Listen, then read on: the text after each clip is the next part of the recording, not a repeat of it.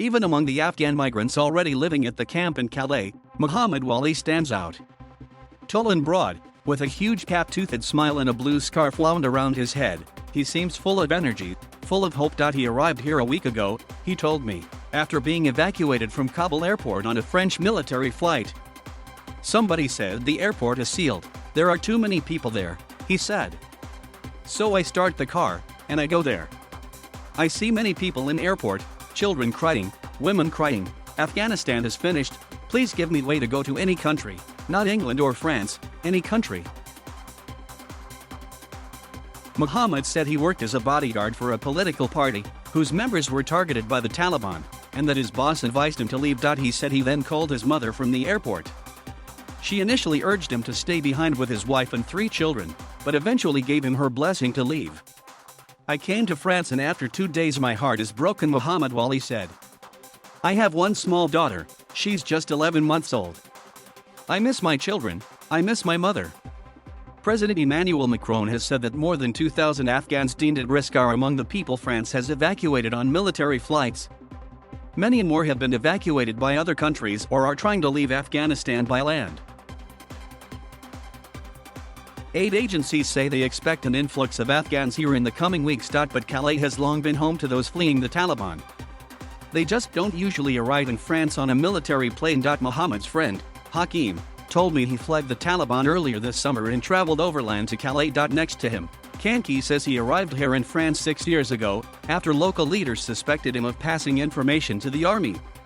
When they couldn't find him, they killed his father instead. Now settled here in France, he speaks every day to the family he left behind. I have a mother, a wife, and 2 brothers still in Afghanistan, he told me.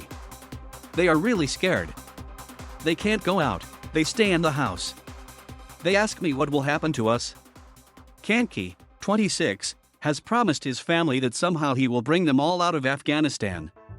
But they ask him, with the Taliban in complete control, even if he does send visas, how will they get to the airport? As news of Thursday's bomb attacks outside the airport spread, Mohammed's friend Hakim told us that his neighbor was among the dead. I saw his picture, Hakim told me. He was injured and died in hospital. I offered Hakim my condolences.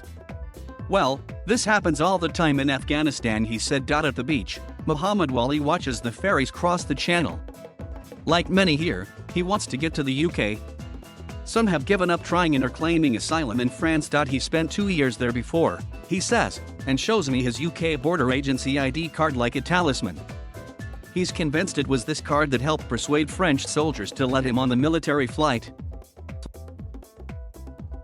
Despite crossing the channel undetected in 2014, Mohammad Wali says he's never actually seen the channel or been to a beach. He writes a message in the sand, England, it says. Afghans here in Calais believe that more than 60 people have crossed to the UK in the past week, hidden inside refrigerated lorries. Mohammad plans to do the same. After escaping the chaos of Afghanistan, he's preparing to risk his life again to cross 20 miles of sea.